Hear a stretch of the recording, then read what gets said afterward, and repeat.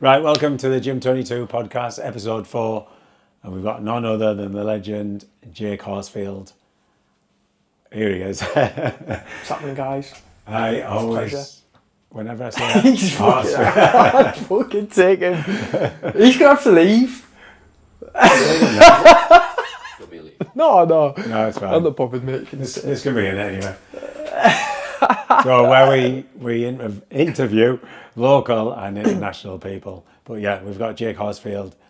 Whenever I think of your name, I always think horse and field. But mate, to be fair, you're the only person that's actually spelled it right. Oh, there you go. Everyone puts it with an E. It's a H-O-R-S and then field. So well done you for doing that right. Thanks, sir. So let's start with who is Jake Horsfield? Not the jokey one we just said. Serious one. Yeah.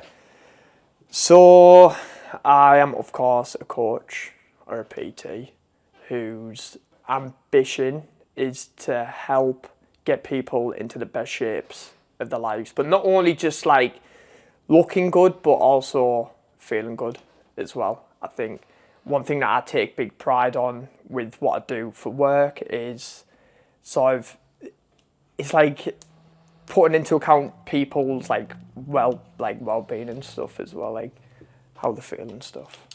Yeah, I think that's a massive thing. That's how I do it. It's how you feel, not how big your abs are, your arms are. Yeah, exactly. Yeah, like how fit you are. Literally, it's how you feel. But that's how I try and push to new people is it's how you're going to feel. It's not getting to the gym, then you're going to look like massive abs, like I say, and like look great on the beach. That is a massive bonus after they're just feeling good straight away. Yeah, absolutely. I agree. So I think with seeing what your clients do, you have obviously a lot of female young girls who, probably they might look confident from the outside, but obviously they've come to you because they've been a bit nervous about coming to the gym. Yeah, without a doubt. I feel like, especially, being a young female in the gym environment, a lot of other gyms, apart from this gym, this is what stood out to me the most about this gym, is how comfortable my clients feel like being here. People who are new to training, this is like the perfect place for them, and like young girls as well. They just feel comfortable here, like you've got no like creeps. There isn't, probably just me. No, there isn't. There's like literally no creeps, like, and that's what's good, that makes them feel comfortable, and that's it's the best thing about this gym, is how confident you feel. Like just literally walking through the door immediately, feel at ease. So So we'll flip back to earlier life then. Like, where are you from? What did you like? What hobby-wise? So Middlesbrough, born, probably be for the rest of my life, which sounds so sad to say, but it's true. Younger me, games, heavily addicted to playing. Really? Oh mate, terrible for it. Like really, really bad. Like 12 hours every single day, constantly. Just, you would literally, if you saw me anytime, you would see like an implant on my head from where my headset's been. Honestly, it's literally big bags under my eyes because I'd prioritise playing games than anything. It sounds proper bad, but it was like my life, mate. It was playing games. And then that was literally all the way through school. And then I actually grew up a little bit. College, that's where I started doing software engineering first, but it's hard, man. It's like learning a different language. Yeah. That's literally exactly what it's like. And then fell into the gym. Yeah. And that's obviously when my interest in training and stuff come about. Next thing you know, I ended up getting my PT qualification. And now I'm here, pretty much. Did you put weight on while you were gaming? Oh mate, it's really bad. I can't even explain you. But like, do you know what you're thinking in your head right now of how bad I am? Times that by 10, mate. Like my mum would come upstairs with like food, and I would just tell her to like just drop it on my desk and leave. I'd speak to her like shite as well. That's probably like the one thing. Like, as a kid, I was so like bad for that. It's terrible, absolutely terrible. Which obviously, looking back, I do regret that massively. But yeah, I was a fat kid, and then lost loads of weight through like starting the gym. It was all, you know, jumping on the treadmill and stuff like that. I didn't have the balls to lift weights, and then eventually started lifting weights, and that's when my whole sort of like, you know, that's when I started wanting to care more about how I looked. Yeah. And it was then, I want to build muscle, I want to look better and all this. And literally like the pure motivation, and I don't know what you think on this as well, I don't feel like you need a noble reason to start the gym. Personally, like people might think that this is pathetic, but the reason I wanted to start the gym is because I wanted to talk to a girl, man. I just wanted to talk to girls. That's all it was. Like it genuinely was just an attraction thing. That's where it stemmed from. But then once you find a reason to start, then as you go on and you sort of get a little bit more like mature with your training, then your goals sort of change a little bit. And yeah, obviously it's not for that anymore. But that's exactly how it started. I don't know about you. Yeah. I don't know what your reasons were to start training. Like mine were totally different. I was playing football for years, and my hip, after being in the wheelchair when I was younger, it was hurting. So yeah, I got into weight training to just have something else to try and strengthen it. But then I fell in love with the gym more than I did football. You see that all the time with people who play football who then start training, and then they're just not really that interested in football anymore. Yeah. And then the main focus is lifting weights and training. Yeah, I was doing both at one point, but then obviously when I started PTing and doing classes and stuff, taking classes, I didn't want to get injured because I was earning money. Yeah. And yeah, I wanted to be able to show people. And yeah, I just loved it. I was like, and when I was wanting to compete, I was like, I'm not getting a stupid injury where I can't do cardio, I can't go on the Stairmaster, and I can't train. Yeah, you can't. When you want to compete, you can't really play football. That has to be your main focus. Yeah, especially fucking five-a-side, mate. Jesus wept, mate. That's aggressive, lad. I was doing five-a-side as well, and then when I decided to compete, I haven't been back since. I can't, just because you don't want to risk getting injured. Yeah, that's where I'm at the moment. I do want to go back, but then, yeah, I don't know. I like a bit of showboating, so I will get kicked. I hate to play football against you. It's that look sometimes, like, oh. I'll never play football with you. But if you want to kick me, I don't know. I just feel like you'd be pretty good at it, you know. And like I feel like you'd be faster than me, and you'd be more agile. It would just really wind me up. I don't know why, so I wouldn't want to. I think we'd probably be best playing on the same team. Yeah. But not against each other. We're mates off the pitch, not Yeah, not playing football against each other. Fair enough. What was I going to say there? You threw me off. Oh yeah, so if you're overweight, what was your first, lead on to that, what was your first mistakes in training, apart from jumping on the treadmill? Wow. Yeah, first mistake. So the first one would probably be the fact that now I train, I thought I can eat whatever I want. Like, oh my God, that is so fucking false, by the way. So like I would finish a workout and me and my friend, because we were both as bad as each other, we didn't have a clue. We would go into the car and we would just eat a whole jar of peanut butter.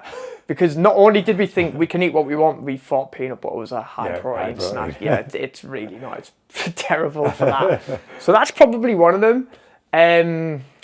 Second one as well is probably that like sort of looking at programs or blueprints and thinking that because it worked for them, it's going to work for me. Again, it's not true. And changing your program every week. Yeah, and not even having a clear understanding of what your goals are as well, and them chopping and changing all of the time. You just don't see any progress doing that whatsoever. I think the only reason I got away with that at first is obviously when you're a new lifter, you can sort of get away with it a little bit in the sense of you were still going to build muscle just because you're new to training. It's the beauty of it. You're still going to build muscle like regardless, and you're still going to notice a difference in your physique anyway. But the difference you would have noticed if you did follow a program, a well-structured program, a progressive program, in that space of time is like absolutely ridiculous. Like that's one thing I always push on to people who are new to training. If I have a consultation, I'll always explain to them like, you don't understand like how exciting this should be for you, because you can drastically change your physique. Not even that, but even just the way you feel in such a short space of time. Like, it's ridiculous. So that's why anytime I have a conversation with these people, I say to them, just try and give it like your best, like, because you will be so glad that you did. You're in a really, really good zone right now, so utilize it without a doubt. Do you wish you could go back to that person and put right on a program? Yeah, mate, I do. Jake and go, right, you stick this program. Yeah, doing a program would just be chest press, bicep curls. You always do chest. Yeah, I do. If I could go back, it would be to follow a program. It would be probably to reach out, ask for help. Yeah. I know this is people who are obviously going to say this, but generally hire a coach, because it does really, it goes a lot.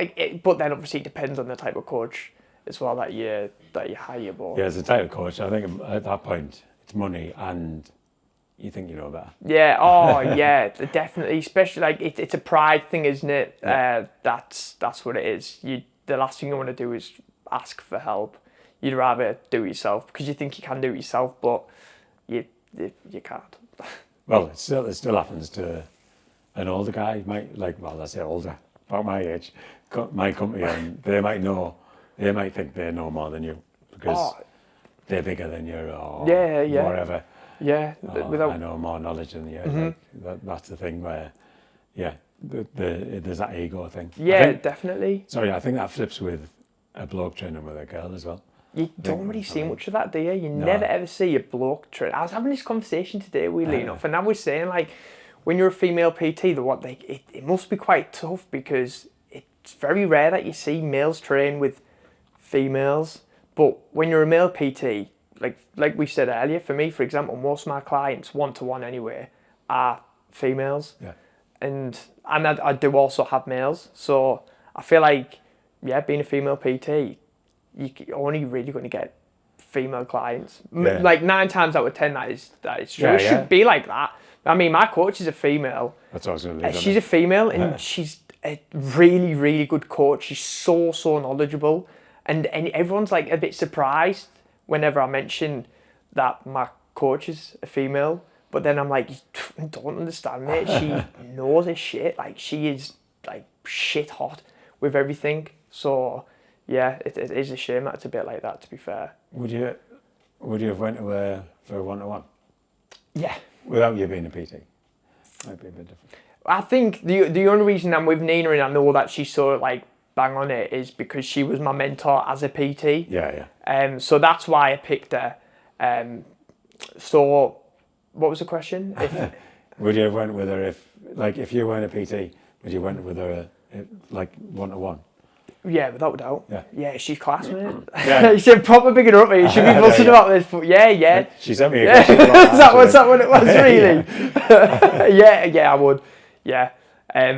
For me, I'm not bothered, male or female. As long as they know the stuff. Yeah. Then yeah. But then it's also a bit and I don't know what your opinion is on this. PTs who aren't in shape, that's a big one. People I wouldn't train with a PT who isn't in shape, but these PTs are who might not be in shape, but they can have the knowledge can be really, really good. I think that's definitely a tough one. It's quite controversial, isn't it? Yeah. So we had a person, I'll say, come in here and they weren't in shape. Mm-hmm. And I thought, this brings a different dynamic, and I wanted to speak to him. But it threw me off. Everyone was saying well, they're not in shape. I nearly said a person. That person isn't in shape. And I get it. I thought it brought a new dynamic, bring new people in. Yeah. But I'll go back to, there'll be some person that's a lot out of shape compared to me that might have 10 times as much knowledge. Yeah. And I agree with that, but then they're not practicing what they preach. Yeah. And the habits that they want you to implement, they're not doing it. Yeah, and that's the bit I don't agree with. Yeah, I agree. Yeah, I get that. I mean, when you're at when you're at a build and things like that, no. I'm not looking forward to being at the end of a build because I won't look like I'm in shape whatsoever.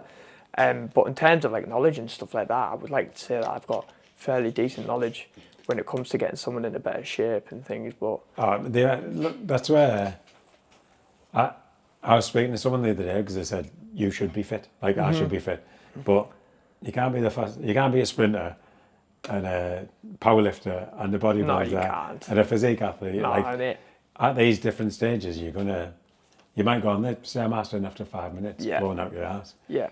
But then when you're in a cut, you might be able to smash the Stairmaster. About half an hour.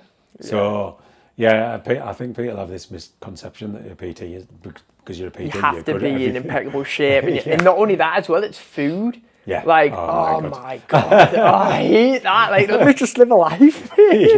Like we can't eat, a palmo, stuff like that. We practice balance. Yeah. we preach balance. That's what it is. Yeah. Mate, every time you go to a party, you go over the you can't eat that. You're a PT. Honestly, I hate that. Or do you know what else it is as well? If like you're out and someone maybe knows that you're a PT and then they're expecting a fucking 30-minute consultation in the middle of flares, mate. I don't want to give you a consultation. And then they're all like, definitely sign up to you and stuff like that. And then the next day, you just don't hear anything. Not that you would expect to hear anything from them anyway, but it's so frustrating. I hate that. So now, like whenever, not that I go out much, but if someone ever asks like what I do for work, I refuse to tell them that I'm a coach or whatever. I just think of something on the spot and say that I'm from here instead. Just because it will lead to a 30-minute conversation of speaking about how they want to lose weight and all the time. Trying to convince people that carbs aren't the devil and things like this. You know what I mean? It's so annoying. I don't eat much. Oh yeah, torn. Oh, this one, eh? Yeah, that one where like you'll be like, right, I'm going to set you this many calories. Okay, now that's a lot of calories. Is it? Is it a lot of calories? Probably half of what you've been eating. Yeah, literally. We should go through all them, really. Oh, mate, honestly, we'll be here all day. He'll be stood up there for about 5 hours. His legs will be dead. I don't eat much. So, PT-wise, where was the first place you started? Oh, right, so I started actually, in the gym industry, I first started out in DW Gym, but that wasn't with personal training, that was membership consultant. Yeah. So that's me getting my footing. And then after that, I went to a gym in Gisborough called CoreFit.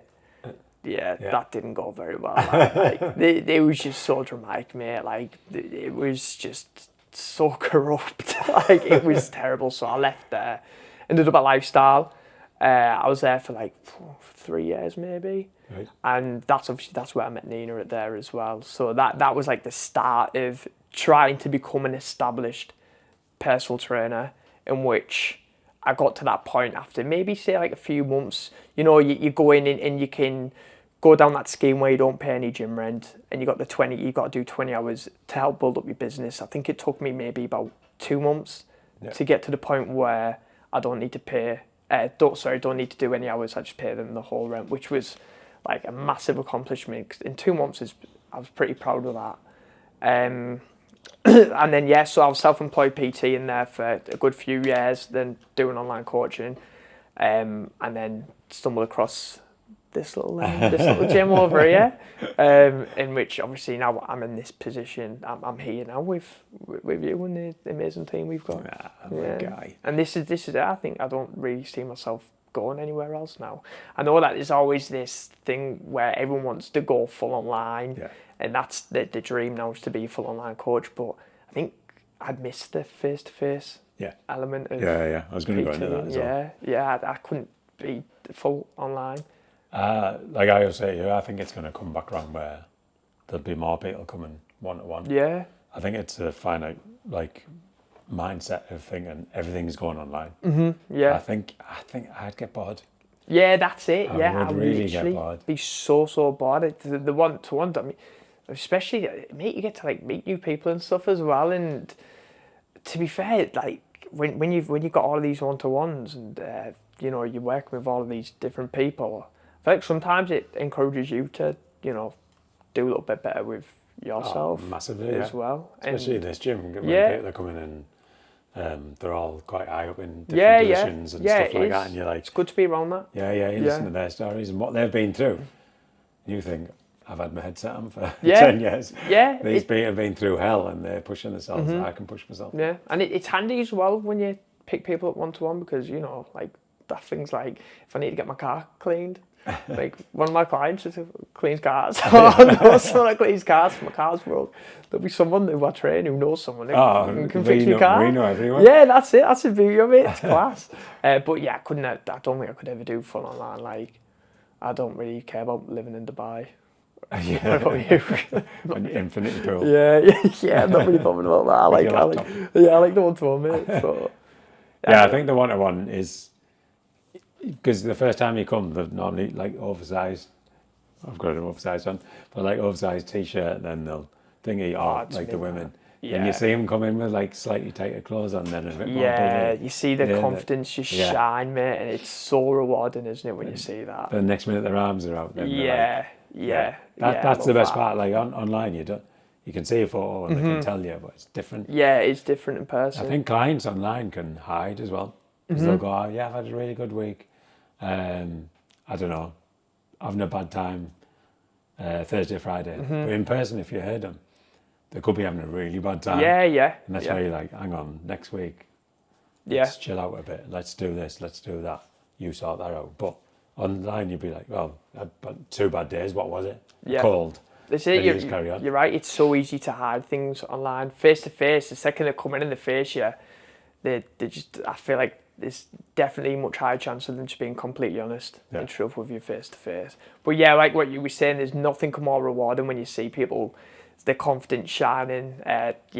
Wearing more like clothes, like showing off their arms, wearing gym sets and things like that. It's nice. And then the good thing about it is as well is I think once they get to that point, that's it. That they'll always be training. I feel like they won't ever stop training, which is also extremely rewarding. Like, massively. Like when I've had like clients in the past who might have been with me for, let's say, 6 months and then they've left because they don't feel like they need one-to-one anymore, which is job well done. That's what my intention is with everyone. And then they're still now years on, they're still training and they're still, doing the thing, going to the gym, and it's nice. It's nice to see that. Yeah. That's when people come in and you say you'll fall in love with weight, and they're like, oh, that's what my mate said. He goes all the time. Then after a few weeks, they're like, I love this weight. And then you like tell them off saying, look, mate, you're taking the piss now because you're overtraining. You need to rest. Get a few of them. Well, that's a common mistake. Everyone thinks you need to do a lot more to gain more, but it's not true, is it? No. Too much can. It isn't always better. Recovery. It's not. Recovery's so important. It's constantly overlooked as well, recovery. Yeah. And I think even now to this day, sleep's constantly overlooked. People don't understand how important sleep is. It's crazy. I won't comment on that. How many hours sleep do you get? I don't know. I can't believe you're not practicing what you preach, buddy. I can't believe you're not practicing. 5.5. That's all I need. It's like 5.5. I get about 7. Yeah. Never used to. 6.5 maximum. Do you know what I think is as well? I think it's going through a prep where before doing a prep, like I would constantly overlook the likes of sleep and other things as well, like digestion. Like wouldn't ever think about it. It had no like level of importance to me until doing prep, and they're like, whoa, actually, like this is something that I want to keep on top of is sleep and its digestion, gut health, things like that. And something that once you've done your prep, you want to carry it over because it's such a good habit to get into. What habits did you keep over? None. I'm Probably. up all night gaming. I'm up all night gaming. My mum's like, Jake, keep the noise down. Shut the fuck up. Bring me my food now. What habits? Probably keeping on top of my gut health. Staple meals as well, like just sticking with a few meals that I just constantly rinse and repeat.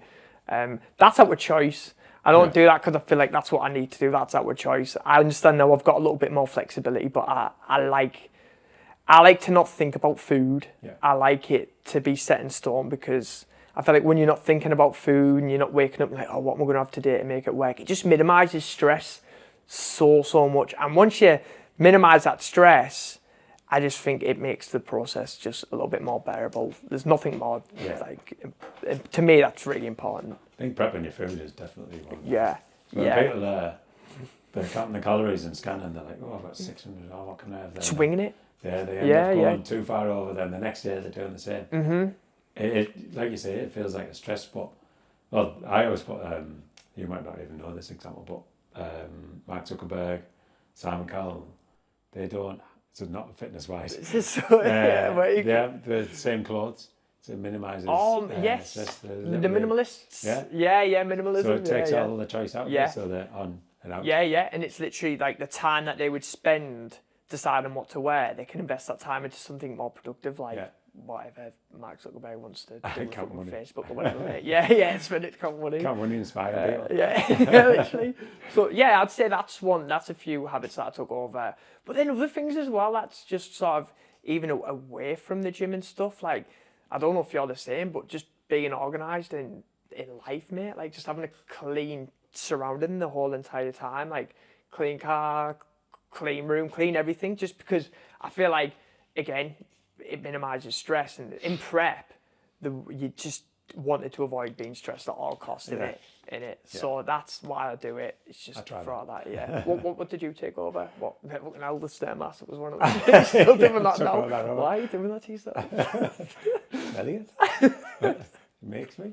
Honestly, mate, even like after you prep, after you've done your show and stuff.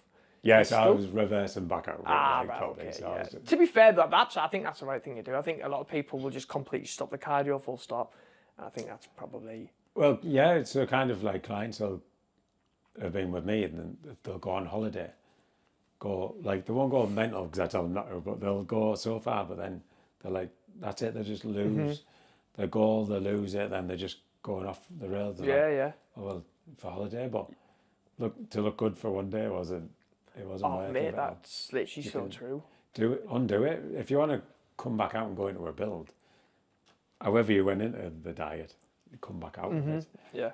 But with the training, you'll be in a lot better position. Yeah. And you'll be able to eat more calories and feel a lot better. And you're right with what you say there as well. Like, you can go away on holiday, like, feeling mint and being in the best shape, but then if you go off the rails on the first day, mate, your physique just completely changes day two. Like, so if this is for like anyone, if you're going away on holiday, what you need to do on the first day is just get all of your pictures there, and then, because just so you know, after that first day, you are not going to look the same. 5 different pairs of shorts. And it just gets worse and worse. And like, it can't get any worse than this.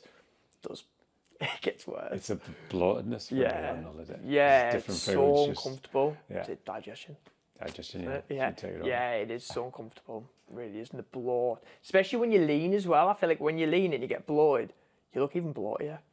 Yeah, like it's just a perfectly round egg, mate. So speaking from your last holiday. Speaking from last holiday, speaking after the show, speaking a week after the show. yeah, it's terrible. And then it's one of those in the moment you don't sit and think to yourself like, how am I going to feel after this? Because you're going to feel like shit after it. Of course you are, and after you've done it, you're not going to be like, oh, it was so worth it. You're going to feel like you wish you didn't, go off the rails as much as you did. Do you feel like you did go off the rails a little bit? Yeah. I think you were quite structured here, but then... I think it was just having the flexibility on the weekends, to be honest. Yeah, and it didn't help that, like, I had literally things planned every weekend. And then, to be fair, after that first day... after the show, I don't know if you were probably the same. You after you've had that takeaway or whatever, after, don't even crave anything anymore. Yeah. To be fair, I feel like were you cravings bad? Were your cravings bad for your prep? Mine were, yeah. Were there? Yeah. I don't know actually. Was your Explore page just full of people eating donuts? Oh, I've done that, yeah. Do you know, like, when you look at your Explore page, is it literally just food and men with the tops off? Yeah. That's literally your man's form. It's just literally men with the tops off in Biscoff donuts. Biscoff, yeah. And then, like, you proper crave it, and then you do your show, and then after you'll eat whatever it is that you fancy eating, because, eat whatever you want. I think it was more sauces for me on things, like, because it's things so like pretty much plain. So like like sauces, and it wasn't the first ever time I done it, when it was ridiculous. I was just craving sugary things, but then this time Wasn't it? It was just burgers. Yeah, you do love a burger. Burgers with cheese. Yeah, literally any time you message me on Instagram, I already know what it's going to be. It's going to be a burger. Yeah, they look good, don't they, to be fair. Yeah. Well, I don't even know what I was craving them. Sometimes I was getting weird cravings. You wanted a Palmo though, didn't you? Yeah. Oh, yeah, of course. I wanted the Palmo. Yeah. And you got me the Manjaro vouchers, didn't you? Yeah. Appreciate that. Yeah. I got a Palmo with that. But sometimes I'd get like pretty weird cravings as well. Like cravings for foods that... Biscoff off men. yeah. Well, that was coming up on my Explore page as well. I was like, why is he fucking sucking Biscoff out of his belly button? Yeah, just weird stuff that like I would never ever crave. Yeah, a bit like pregnancy cravings. That's the thing, isn't it? When women are pregnant, they crave loads of like random things. Licking wall bricks and stuff. Yeah. Right, you've got a few questions. Let's go for it. To bring it up. Oh, this is one you kind of answered in a jokingly manner. Which is your favourite? Oh, this is me. Oh, is it sure? Do you want me to ask you it then? Go then, top left. Gav, which is your favourite bicep? Your left or your right? I'd say my right. Why? Because that one hurts when I flex that one. Because I think that's part of my shoulder issue. What's your bigger bicep? Do you reckon you've got one bicep in there? Yeah, fair. Just come back. Right. Jesus. See the size of the Who's getting angry? Jesus. Get some Biscoff on that. Oh my God. Right, Jake, describe yourself using 3 emojis. We know that this is from. Yeah, I know who this is from. Worm. It's going to be one of them. Yeah. It's like a worm. It's worm out of anything. I was going to say, give some context to that. It's worm out of anything, mate. Something really bad could happen and worm out of it, you know what I mean? That's literally the only really emoji that I know. I just send worm emojis to everybody. What other emojis is there really? I can't think of any more. I can only think of the worm emoji. There's loads. But if you want to stick with the worm. I think just the worm's probably going to describe me the most out of everything. I don't think there's anything else really that describes me. A rat. No, just stick with the worm. What about you need to describe your... I would do a smiley face. Yeah, you're always smiling, like, to be fair. A bicep. Of course. I don't know the other one. Burger. A burger. Oh, an aeroplane, because I like travelling. Yeah. That's fun. My answer was better than that. Yeah, I was just way better than that. I'm still sticking with the worm. Right.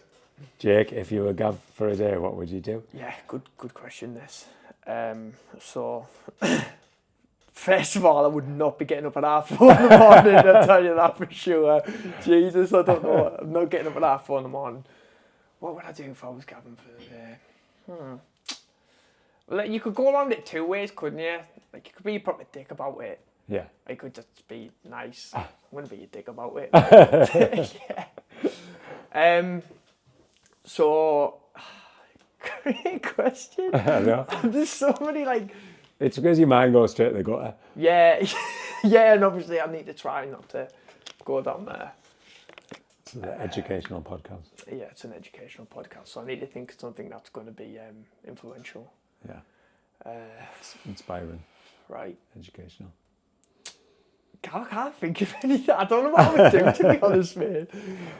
I don't know what I would do if I was you for the day. Because the same question is if you were Jake. If you were me for the day. I would pay for drinks. Don't do that, mate. Don't. I'd get here on time. I'd get here on time, and I would have worn a Gym 22 hoodie and pay for drinks. That's what I would do. Right, okay. I pay for my drinks. And I'd shave my head. Oh, you don't want to do that, buddy. Oh, so that's the route we're going to take then. Okay. I can answer it now. So what I would do if I was Gav, I'd obviously the owner of Gym 22. It's coming to the gym. I would get rid of that Stairmaster. Just get that gone. And I would put free drinks on for every day of the month. Yeah, for Jake, that's what I would do. There we go then. Jake, what's your favourite cheese? Cheese, Yeah. halloumi. Without what? It's an easy answer to that. Didn't even have to think about that. I had halloumi yesterday. I know you went straight there, didn't you? Yeah, halloumi, mate, with sweet chili jam. Yeah. Nando's. Yeah. Yeah. I think I'd go with the cheap plastic cheese that you bring. That's not a bad shout, you know. Yeah. It melts extremely well. Yeah, it does. Yeah, you whack them on your burgers. Yeah. Yeah, one on every layer. 2 in every layer. Right, here's a serious one actually. Ah, right, okay. In a bulk or cut, how much weight should you aim to gain or lose a week?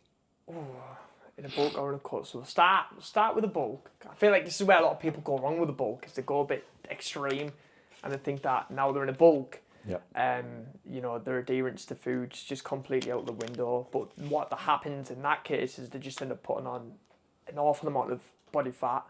They start feeling uncomfortable. They hate the way they look, hate the way they feel, and they want to get out of that build. And then therefore it's just not a successful build at all. So I would say, like, if you're in a build in terms of how much weight you should be putting on a month, I would say try and put on small amount of weight each month. Like, it doesn't even have to be a lot of weight. Maybe, I'd even say about £0.5 a week, if that. Like, I've got some people who've done extremely well in a build, and that's pretty much what we aim to do. It's about £0.5 a week. I don't want them to put on any more than that, because realistically, how much of that is going to be? Yeah, it's not going to be good tissue. Yeah, is it? it's going to be muscle tissue. It's not going to be. I think as well. I think you need to know the starting point. Yeah, that's all. Yeah, that's very true. Yeah, I've just see if you're working with someone who literally got no body fat to them whatsoever, then yeah, you could probably afford to putting on a little bit more weight as the time goes on. I think a misconception is if they're already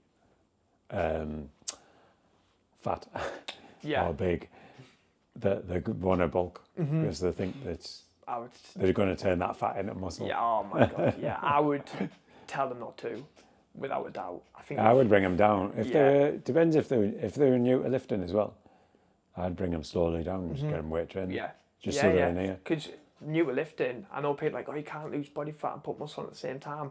Well, like, the beauty of being new to lifting is you actually can do both. Yeah. Without a doubt. I've done it with quite a few people where they've put a good amount of muscle on. Yeah, and got leaner as well at the same time, yeah. So then, if someone was in a cut, how much weight should they aim to lose? On a cut, yeah. Well, again, just like what you said, it depends on what their starting point is as well, really.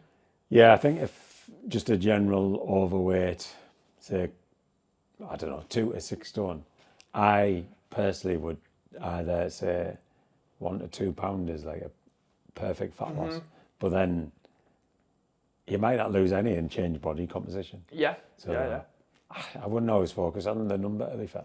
Yeah, and I think that it ties in a bit with when they're in a bulk as well. I think one thing I do focus on massively is measurements. That's what I was going to say. Yeah, measurements, especially like as a man, you store a lot of body fat around your hips, love handles, so it's good to measure that area. And then if the weight's increasing and those measurements aren't moving, that's a pretty good indication, because these are actually good places that you can store body fat. Like, I wish I was blessed in being someone who stores body fat in the calves or in the ass, mate, but that's just unfortunately cursed. And so, I would measure that, and if the weight's going up and those measurements aren't increasing, I wouldn't be too worried. However, if the weight was going up and those measurements were going up with it, then, probably look at jumping in and making some changes there. Yeah, I think the first few weeks, increasing food's going to increase your waist slightly anyway, but then, if it keeps going up, with going up, and if they're not getting any stronger either, then it's definitely not working. Yeah, absolutely. Yeah, it's the best thing about being in a build, isn't it? You tend to find that you can perform better in the gym when you're in a build, so you're getting stronger. Here's another serious one. Another one. Oh, from our man behind the camera. What in? gnome. What is the one thing in life that drives... Oh, both? Well, I'll do yours first. What's the one thing in life that drives you to wake up every day? Well, I think me and you might both have the same answer, really. Obviously, we're both dads. Oh, yeah. So that. I thought Mum was to come and see you. Well, yeah, that as well. Threw me Yeah, off there. yeah. Let me retract it. What drives me is getting up and seeing Gavin every single morning, mate. No, yeah, being a dad, 100%. Like everything I do, and I say you'd probably be the same, is for him. So yeah, 100%. With it there, that's what it is. I think most of the work ethic I have is because of, for my son. I think if I didn't have a son, I wouldn't have this work ethic. Yeah, not at all. I agree. Yeah. Man's family. It is literally family, but to inspire Lucas, really, just to be the best he can. Yeah, absolutely. I think if he sees me working and training and trying to do good, he should emulate it. Yeah. If he doesn't, that's on him. And you get him in the gym as well. Yeah. Yeah, I think that's mint. Yeah. I think that's so good. Yeah. I wish Brooke would go into the gym, but he just won't. And I don't want to push it on him, But yeah, it's tough. I think he likes it as well. He looks like he does. Like so, when I've seen his train, he looks like he's enjoying it. I've tried him with a few sports and stuff like that, but he just doesn't. You haven't put him on the Stairmaster. He has been on the Stairmaster. I can tell he's yours. He likes it. Does he actually? Actually, he cried for the last minute. Did he actually? Yeah, I kept him on that. I can relate to that. Did you keep him on your review? He now knows the process of going through hardship. I've got a few questions as well. If you want me to read some out. Yeah, I'll do. Because this is one that you could answer as well. Let me do this one. Go on then. Because while we're laughing. Aye. What's your favourite sandwich? My favourite sandwich? I know, man. It's more for memories, not for taste. Yeah. I'm going to probably say a crisp sandwich. Yeah. That's going to be it for memories. Yeah. Oh, actually no. I lie. Fish finger sandwich. Oh, yeah. Red sauce. Yeah, red sauce. Yeah, fish finger sandwich. Mine would be a ham and coleslaw sandwich. It's disgusting. Reminds me of when I was a kid. I could have that and microchips. Fish finger sandwich, mate, tops that. I'd say. I think if there was a vote out there, what would you pick? Fish finger sandwich. Fish finger sandwich makes the butter just melts on the fish finger. Put red sauce on there. Yeah. Anyway. Fish finger sandwich. Ham and coleslaw. Not a big fan of ham. Not a big fan of ham, mate. Oh, no, I'm going to leave that one to last. You ask them questions then. Yeah, so... I want to finish the pod on that. So the question here... That's what people say now, the pod. The what? The pod. Like the podcast. Yeah. What about me? I'm going to finish it on the pod. So, what was the lowest you went on calories during your prep? I want you to answer this because I don't know. Have you mentioned that? But can you? So the first ever prep? That one. Yeah, that was fucked up. Yeah. That was 1,300 calories. But then alongside the fucking... Yeah, I was on the air bike for an hour in the morning. Terrible. That's why we don't have an air bike. I know. Then 1,300 calories, 0 carbs. I had 30 gram of oats. How many? 30 gram. 30 grams of oats? Yeah. So I found that I could put a bit of water in and mix it around, put it in the oven, crisp them, put a bit of cinnamon on, and just it was like 2 little biscuits. I tell you what, when you're on prep, your creativity level just instantly just goes to a peak. So 1,300 calories, which I never, ever, ever put my clients through that. But I was invested in the coach and I did it.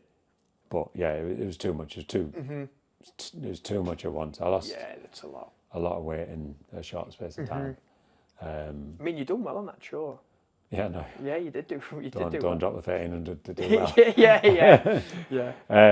But yeah, 1,300 calories. But then this time, I'll shout out to Elliot. It's brilliant, absolutely brilliant. That was, I think it was 1,800 and 1,900 calories. Yeah, that's really. I felt amazing. Even going up there, just apart from when the coppers pulled me over. Yeah. Oh yeah. But all the way through at the show, I was chilled. I was chilled on stage. Come off. Even afterwards, I didn't go straight for a burger. We drove for an hour and a bit. I was I was in perfect. Then I was straight back in here. I was in here till the Thursday, and then I was back here on the Monday. I didn't need time off. The first time I was training people in my home gym in Stealth. and I was literally, there was a leg extension they had, and I was slouched against it. And my clients were literally, half of them said, I don't know why I'm paying you, but I'm going to keep paying you. Yeah, they felt sorry for you, mate. That's why. Yeah, that's exactly right. Yeah, like seeing you on your second prep as well, you seemed absolutely fine. Yeah. Like you genuinely did. Yeah, you had quite. You seemed happy, mate. Like, Yeah. like I respect that massively because I feel like being on a prep is tough. Oh, people don't realise this. It is hard. You get like people that'll do holiday, then they'll do a photo shoot. Then way beyond that is prep. Yeah. Oh, it's complete. Like getting ready for like holiday, photo shoot, anything like that. Then you just go way beyond like. It's unhealthy, really, to unhealthy situation. Yeah, it is, and I think like with what you were saying with Elliot there, like he's obviously coached you really well through that prep, and it seems like the similarity with Elliot and Nina is they care a lot about your well-being. Like, I don't know obviously how Elliot works, but with Nina it was questions every single week, like how are you feeling, like mentally. Yeah. And that's it's compared to the first prep you done, that he didn't give a fuck.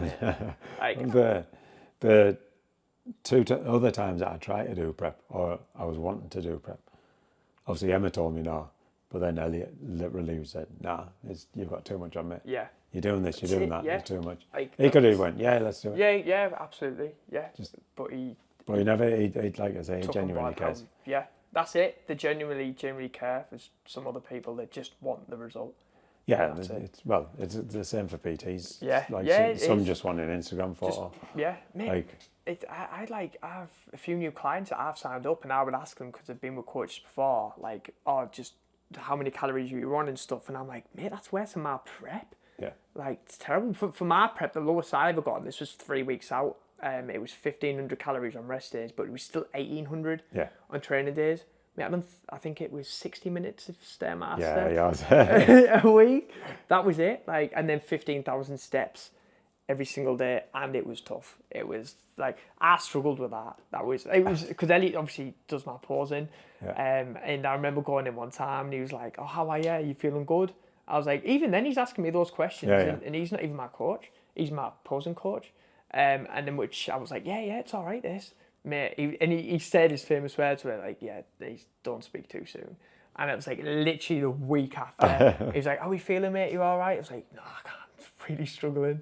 And it just goes to show when you're on prep, like every single day, like everything could just change, like in just the space of a day, and how you feel and obviously how you look as well. It's crazy. Oh yeah, you new lines every day. Yeah. To be fair, this prep, we nearly called it off 3 weeks ago. Because of the stress with the parts of the gym and loads of other things that are happening. Yeah.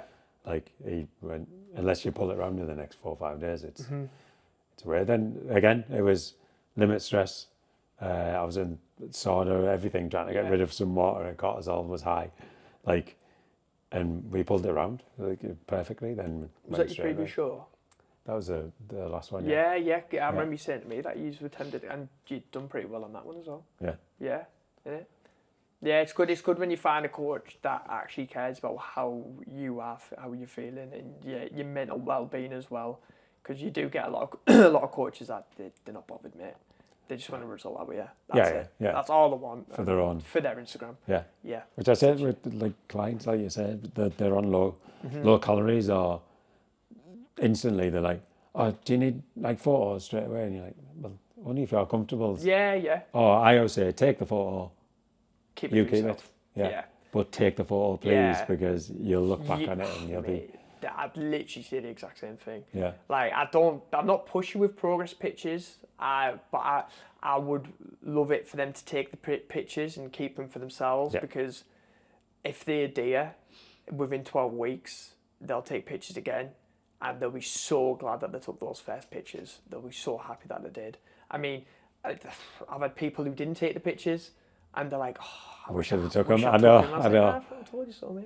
Well, that's why I've said to a previous client that used to say like it'd knock them sick to look at that original person, and I said, "Yeah, but if it wasn't for that original person, you wouldn't be here. Yeah, it's true. That person made the decision to end up get where you- you yeah, are. yeah, So you to should turn thank it that around. person that you're looking at. So looking at that whole picture is definitely worth it. Yeah, yeah, it is. And sometimes when you have days, because you will have days like this where you can't be asked, or it's all getting a bit too much. Sometimes it's nice to just like look at where you started, and that's all you need to do. A little bit of a kick up the arse, and then you're back doing what you need to do. Yeah. Yeah. Any more questions, mate, on your? So, what did you find the most difficult about cutting for your show? We can both answer this. You'll say the same as me. Yeah, feel guilty. Like, Yeah. spending time with family. Yeah, you're absent. Like, you genuinely are so absent, and you can't hold a conversation. And there's times where you just can't be asked. Like, you don't want to It's take them anywhere because you just physically can't. Yeah, it's more the kid thing than like. So Lucas won't understand that you've got zero energy. Yeah. Where Emma can, but it's so restrictive. Yeah, Like, it is. You just can't go anywhere. Nah, don't want to go to Jump 360, mate, in case I end up getting injured. Well, I haven't got the energy to bounce. Yeah, no, it is. It's definitely that. I mean, if you weren't to pick that, because I knew that you were going to pick that. I knew that what else would it be? I would probably say being, like just, you've got no social, like, you Because can't. the social side, I think you have to train is the one that I don't, not that I don't like, because I like going through the uncomfortableness, but that is the restriction of you have to train. You have to do your cardio. Don't have a choice. Like, when you've got freedom to, like, go, even the program, you stick with a program. Yeah. Every now and then I used to go off program and just do my own little bits. You can't do that. Yeah, there's like, your training's going to get, like, I wouldn't say worse, but you're going to get that little bit weaker. And it's going to become monotonous. And you're like, I've got fuck all in me here. Yeah. But that's my favourite part as well at the same time. Yeah, it's weird. You have to get through that Yeah. to get the result in the Yeah. end. And I feel like it is so strange because there's parts of prep that I actually do miss. And that is definitely one of them. And then another one is just like everything's controlled. Everything is like, you don't really need to, like food, you don't need to think about food. It's all done. Like, it's one thing you never, ever, ever need to really think too much about. I think the food was the easiest part, personally. Yeah. I don't know about you. Yeah. I think food was really the easiest part. I'm not saying it was easy, but it was definitely the easiest part. Yeah, like I was never hungry. I know, I yeah, don't you're know doing about well. you. I got straight into hungry, Were you starving? Was it really bad? I wouldn't say starving. I was definitely hungry. Yeah. My body needs a lot of cardio and be in a deficit. Yeah. Like, the cardio is one thing that my body needs now. Yeah. Because of the stress of everything and doing 50 million things. Like my stress levels end up making my body stubborn. Yeah. So I think if I was just PTing in a gym, this isn't throwing it to you, and just turning up and doing my job, I think I'd be fine. But yeah, mate. I mean, owning a gym's got to be like quite stressful alongside everything else as well, and then being a PT and coaching and stuff as well. Yeah, there's a lot. I agree with you 100%. Yeah, so that's the part. It's the stress that makes man stubborn. Yeah, and then sleep as well. We spoke about this a few times. My sleep I didn't have any issue. Yeah, I think I had one night I was there, however long the prep was for, like 6 months. You sleeping great, weren't you? Yeah, like one night and other than that, I was absolutely fine. And you were saying all the time, when you're like, as if you've got away with that. Like, I know. As if your sleep's like this good. Yours wasn't. No, that first ever one, I didn't sleep for 3 weeks. Yeah. Like, maybe an hour a night. Yeah. I was wide awake. Man. I was going to one gym at 2:30 in the morning, 3:30 in the morning. That's terrible. Yeah. And I think that's probably why I wasn't feeling too hungry, because I was getting good sleep. Yeah. So, yeah, I got lucky with that. And the meal plan as well, because a lot of people think that Like I can guarantee now my 1,500 calorie meal plan, I'm probably eating more food than people who are getting about 3,000 to 3,500 calories in there. Yeah. You just got to be strategic, and it's all about volume eating, isn't it?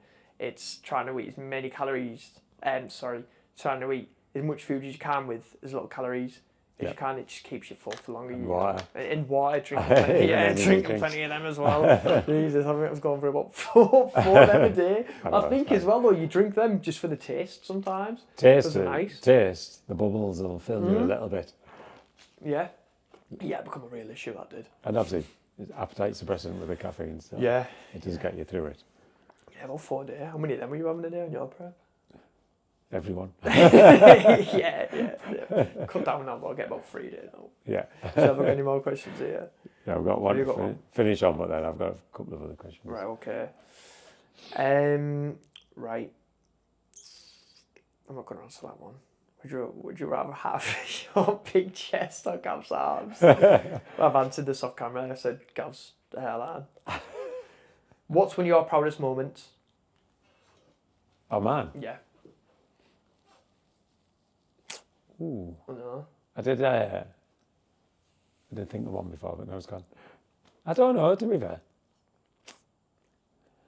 When I opened this place... Yeah, that's got to be up there. So it wasn't the first time, because I always wanted to like busy, plates going, people smiling. And I remember being on the pec deck over the far side, and everyone was laughing and thinking. Yeah. And I just got this... I wouldn't say, I'll say proud then. It was like a satisfying, just a nice feeling of like, wow. Yeah, I did it. Yeah.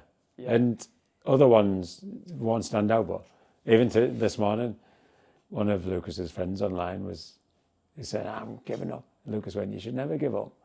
You need to keep going, keep pushing. And I was like, oh, wow. Yeah, that's good. Yeah. He said, never give up, never back down either. And I was like, yes. That's class. As if he's saying that, I'm wicked that. So that like them moments. And things like that. Loads of proud dad moments. Yeah. So I wouldn't say one specific. That was that time when we got a good feeling from this. Yeah. About that. Yeah. I'd say I could list loads of proud dad moments, but if I was to sort of like sway away from that a little bit, I would probably say,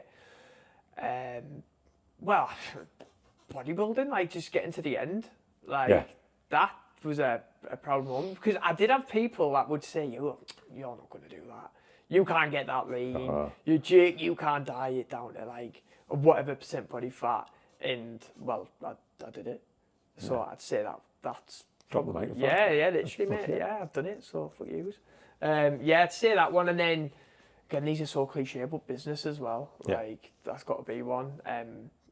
Just, like, when you sort of become self-employed and you are your own boss, there was just one time where, like, I have a spreadsheet of, like, all the people that I work with, and it was just one time I just looked down it and I was like, wow, like... I've done all right here, like, yeah. I've not done too bad here. Yeah, it's fucking all right, this people and stuff, like. So, yeah, but I'd say the one that stands out the most out with those is definitely the show, because it is really, really hard. Yeah, so I'll go back to it, like, so my second show when I was in Glasgow, I felt proud of myself, because obviously I'd end up in hospital the first one. Mm-hmm. Then the guy was saying, this bodybuilding's not for you, your heart's fucked, everything. It wasn't. Like, I got cleared from it all, but he's like, you can't do it. So then I got clearance from James Cook after 10 months of going through tests. And he said, you need to give this up, you can't do it anymore. Which, to me, is like, right. Did it. So I always want to prove myself right, but I will prove people wrong. Yeah. And I'd done it, and everyone was saying, don't do another show. Emma struggled with me doing it because she related to my first show collapsing to this one. Once I'd done it, I wasn't even bothered about the results. Took the medals, but then just literally walking back to the car was just massive smile on my face. Like, yeah, absolutely. You proved so many people wrong. Yeah, I think there's nothing more satisfying than proving people wrong. Yeah. Well, this place, there's a million people doubt me, then still want me to fail now. which is great. Yeah, I don't get people like that, mate. Yeah. It's just jealousy, though, isn't it? That's all it is. Yeah. I think a lot of the time that's what it stems down to. Yeah, I've had loads of friends, or so-called friends, Yeah. want me to fail. So many people, like, it'll fail. You can't open a gym. There's bigger gyms around here. Yeah, it's different though. Commercial gyms are so different to this gym. Yep. You will never ever walk into a commercial gym with an atmosphere like this gym. You know, so you can't. I just don't really feel like you can compare. You can. Well, sense, there's no one the same as us. There's literally no gym in the area that's anything like this. There's no gym that is like us that give the value that we give. Yeah, and I'm not even just genuinely saying that because people might feel like I have to. Like that's it's a fact. Like it is so different. There's another one opening up, another commercial gym, which is everyone's like, oh, what do you think of that? Are you scared of that one opening? No. Because they're all competing with each other. Yeah, they're all competing with each other. I think this gym's not competing with anyone. Whereas stand out. Yeah, I feel like as well, like with all these new gyms that are opening, you've not once seemed worried about that whatsoever. Yeah. Like at all. So, and I won't, like, I know we're going away from, it's my gym, it's its own entity, it's its own brand, but there's not once where we try and copy off them. They might come out with some good ideas. I always go to different gyms for little bits of ideas. Oh, yeah, absolutely. We're not like trying to whack 55 treadmills in, and we're trying to like do these classes and we're trying to do this. Like we'll stick with who we are, what we do, and that's how we'll move forward. Yeah, absolutely. With the right people, which is definitely up there. Yeah. I think this gym attracts the right people as well. I feel like the members in here there's literally no complaints about any of the members that come in here. As what we were saying at the beginning as well, it's nice to surround yourself around the members that come here. And I feel like they're all like, you know, quite successful and things like that as well. Yeah, exactly. So they're not going to disrespect your business because most of them own a business. Yeah, absolutely. Well, I know we didn't fully dive into who you are, but was that a safety? I just no. What's this next question? I've got this last question, okay. But hang on then. Let's flip. So what was your first impression of Gym 22? Oh man, I loved it. Like, so how I found out about Gym 22 was I went to the posing seminar, and which obviously I think you sponsored the show, didn't you? Yeah. And then I come into the gym because it was like a free weekend, come and try the gym out. And like, it was the atmosphere. Like, one thing that I intend to do is I want everybody to train. I want everybody to experience training. And one thing that a lot of people struggle to overcome is the anxiety of training. And I think one thing that doesn't help people with that anxiety is the environment that they're in. These big commercial gyms, someone with gym anxiety, that's crippling. Like, that's going to be really, really tough.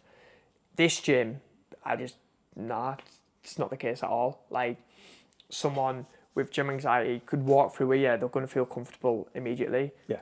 Obviously with the staff and with the members as well, but even just like the layout of it and the way it looks, you know, like, so that's for me is when I was like, yeah, I need to find out which the geezer owns this gym and then drop him a message. And I literally did it, and I think within the next few days I come down and we spoke. You come in, DJ night, I think it was. Yeah, DJ night. Yeah, come down and spoke to you, and then mate, I think it was literally like, the next day, maybe 2 days later, I started training most of my clients in here. Yeah. Mm-hmm. It's good. I was thinking about that the other day because we put that, like, so the bodybuilding show doesn't really align with the gym so much. Mm-hmm. But I was getting involved with it, and we were getting good traction on socials. And we try to do the show. It's weird because the show itself failed. It never took off. Mm-hmm. But the posing seminar got you to come to the gym. Yeah. And I was there. It's weird how things like that work. And what do they call it? Is it the butterfly effect? What's it called? Where like one small little thing change in your day-to-day can just completely change the outcome of like everything in your life. Yeah, so that's mad. And to be fair, at the time, I won't say this because you'll go again. We needed someone like you. Yeah. Like another lad, another similar to me, where they're bringing people with, like women with anxiety, that type of thing. I think we needed that. Then I needed someone else to bounce off as well. So then from you, then it went obviously to bring in Sasha. Then we've got a class little team now. We do. Yeah, even all that thing, even the Sasha thing, we put a personal training course on. She was doing the training course. I decided to go to a shittier gym For the just to just go off the bat, on prep, and she was training. She was deadlifting more than what I would. yeah. She, to be fair, she could deadlift. I've seen her deadlift. And she said I would never go over anyone normally, and I try and look like I don't want to talk to anyone. Yeah, especially on prep, mate. So earphones, and she come over, then I give her my time. Obviously, I will always speak to people, and that's when I told her just to start PT. Yeah. And she did it. Then she obviously wanted to come here. And now she's manager. Now she's a gaffer now. Now she's the boss. Now she bosses us Be around. putting all in the place, won't she? I know. But yeah, it's mad, like little things like that. Like, what were the chances really of you training at that gym that you trained at? It just happened that it was on that day where Sasha was in that gym and was brave enough to come up. Brave enough. Yeah, it is. It's mad.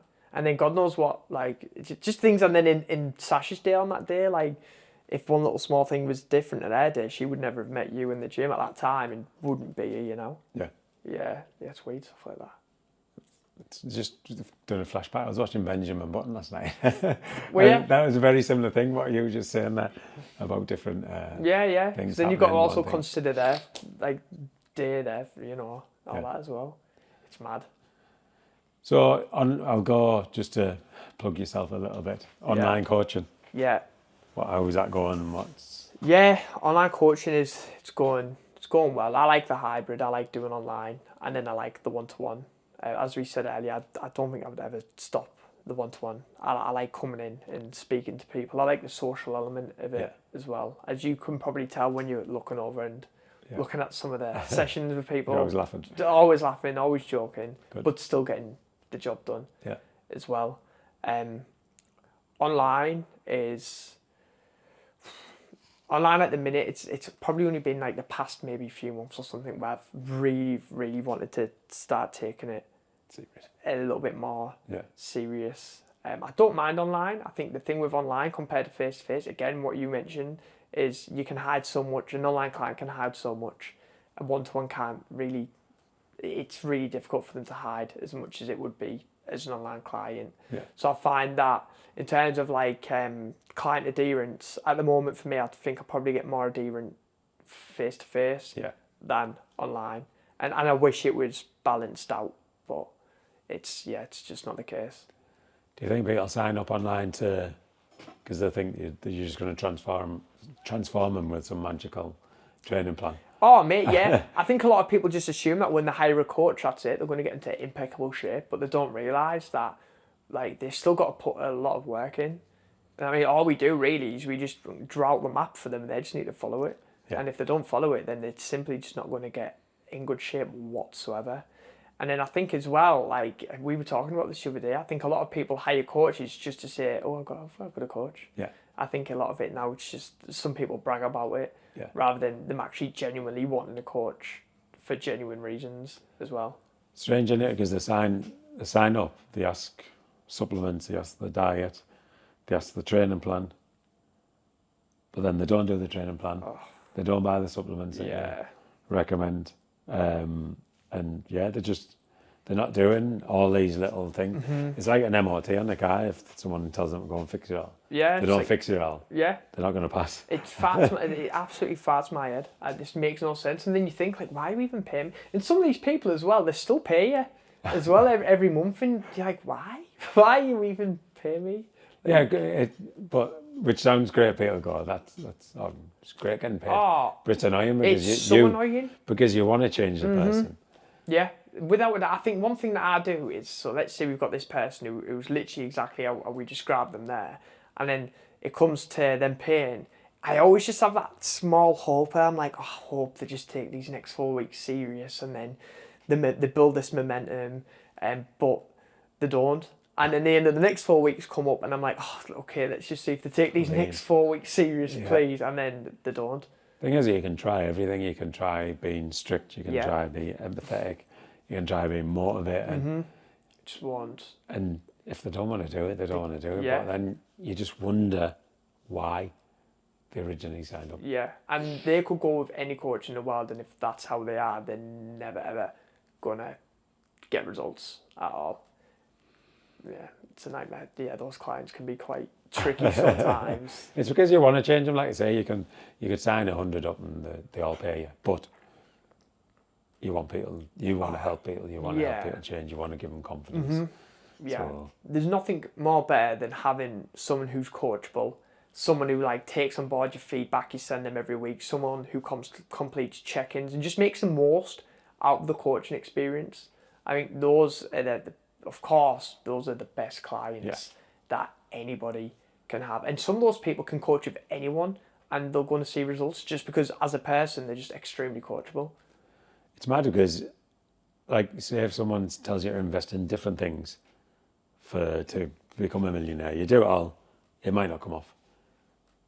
But if you come here and you say, right, you eat this food, you do this training, you check in every week, you will get results. Guaranteed return. It's a guarantee. Without, But then they don't do it. I know, and it's so frustrating. Do you ever like look at people as well and just think, oh, you've got such amazing potential. If you just follow everything I set for you, don't even give me 100%, mate. Give me like 90% because that's enough. Yeah. Like you're going to transform and like you are going to be so glad that you've like listened and stuck this out, and then they don't. Yeah, you keep trying to build the future and say, honestly, your shoulders are great. You like your arms look here. When you come down, you're going to look this well. Hammer. But then they don't do it. You're like, please do it. Yeah, it is. It's so. And do you remember we were talking before about how some people probably don't realise that they might actually have some really, really good genetics and they'll never ever know. Yeah. Like they'll never know at all because they've never even tried. And the other thing, just while we're on that, people come in, they've never trained in their life. And they like say a 2 stone over the weight. They think if they take the 2 stone off, they're going to look like not Arnold Schwarzenegger, like a physique athlete. Yeah. You're like, no, you have to build that first. Yeah. Bit of an insult actually, isn't it, when they think that, because you're like, nah, trust me, it's not that easy. Someone went, how did you get in shape? I was like, it took me 12 years. yeah, it takes ages. I was having a conversation with a client this morning about it, and he wants to get leaner, and he said, I think 3 kilograms. He said, I'll drop 3 kilograms, I think I'll be happy. I was like, probably want to double that, mate. And I feel like that's probably something that a lot of people underestimate. So probably a good way to like work out how much you need to lose, just probably double it to get really lean. And I hear what you just said there, because people tie happiness to a weight. Yeah. Like, because they'll get 3 kilo down, doesn't mean you'll be happy all of a sudden. Oh, nice. Be happy now. Yeah. From mate, you can drop 3 kg and you could be miserable. Yeah, like, exactly. That's what I mean. So happiness has nothing to do with that number it that you're dropping down. down. So yeah, don't tie happiness to a number. I agree with that. Right. Here's the final question, mate. This is the last one. Yeah. Why has this been left to last? Is this a big question? Yeah. Is it? We need some of that dramatic music. You've got that one. Are you editing the dramatic music in now? Oh. Where do you see yourself? Turn up a bit, please, mate. In another 5 years. In another 5 years. So I'm 31, right? 31 in 5 years, mate.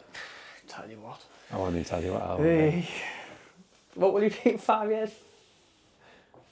I'm not saying. Are you going to swear? 46. 47. Well, yeah. Yeah. Wow. To be fair, look good for a 47-year-old. 5 years' time, so I'll be 31. Jesus. I know. So in your 30s, mate, you've got to have a mortgage when you're in your 30s, surely. Surely. You definitely won't be paying for drinks then. Yeah, no, not a chance. Got a mortgage, Gav? Don't pay for them anyway, mate. Why would I start paying for them? I do pay for them. So 5 years' time, yeah. And then I'll add context to that. In life, business. Life, business, Fitness. and fitness. Okay. 5 years time, fitness. Will have competed at least one more time. Just done better than I did last time. Yeah. To be fair. I thought you done well. Thank you. Thank you. The judges didn't. So that's fitness. My opinion counts. Yeah, yours is the most important. They didn't even have a clue, mate.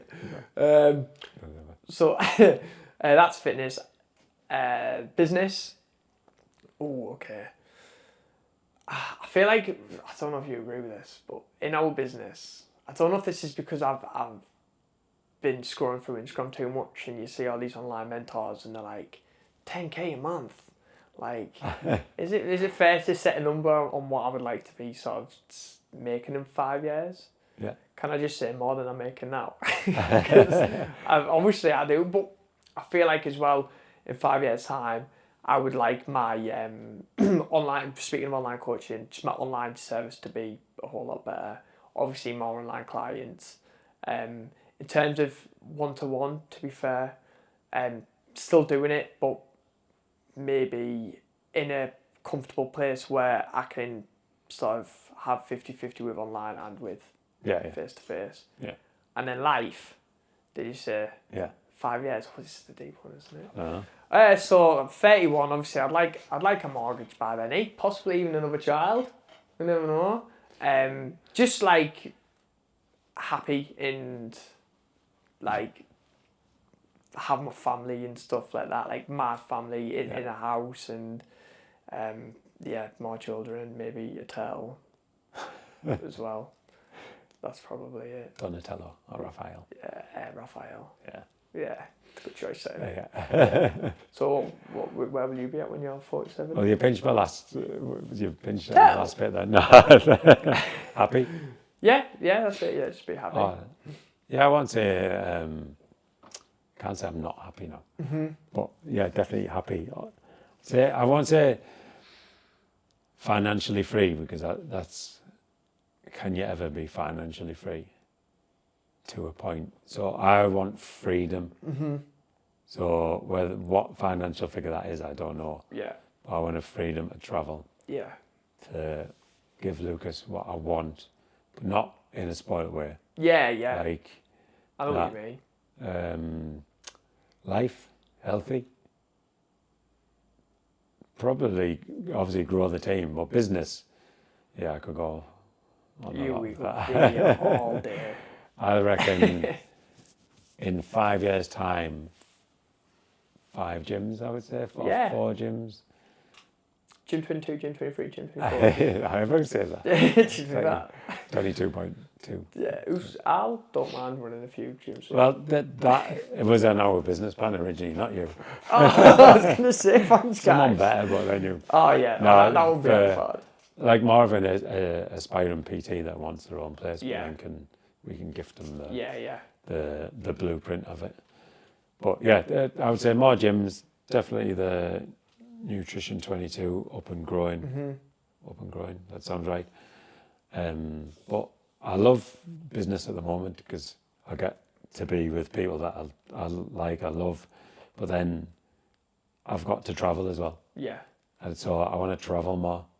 Like going back to a proud moment, I went and seen Joe Mental at Body Power, mm-hmm. and kind of queued up to meet him. Yeah, and now and also the other Sean Tabati, who's in America. They're both two people who I've gone and visited, trained with, and now deal with in business. Yeah. So that was a proud moment. That is a really good definitely. Moment. They probably still make me queue up to see him. Yeah, yeah, they would like. But yeah, they're proud moments. So I want to deal with them type of guys and grow with them. Yeah. And grow with you. And I want to, in 5 years, want like yourself, Sasha, obviously my own family to grow as we grow. That would be my focus, definitely. Yeah. Yeah. So 5 years, more gyms. More happy, more freedom. Do it. I love you, mate. Don't worry. Thanks, mate. I'll run one of the gyms, yeah. I think kind of end it there. Yeah. Sweet. Well, thanks for having me. Thanks, mate. Yeah. No, it was a genuine nice guy. And as a mate. It's a pleasure. Never a chore. Really, thank you. No, it's fine. Thanks, mate. Enjoyed it. What an experience, eh? I know. First time ever on a podcast. Oh, well, that, mate. Jesus. What was that one like? Done. I knew he's Oh, do we need to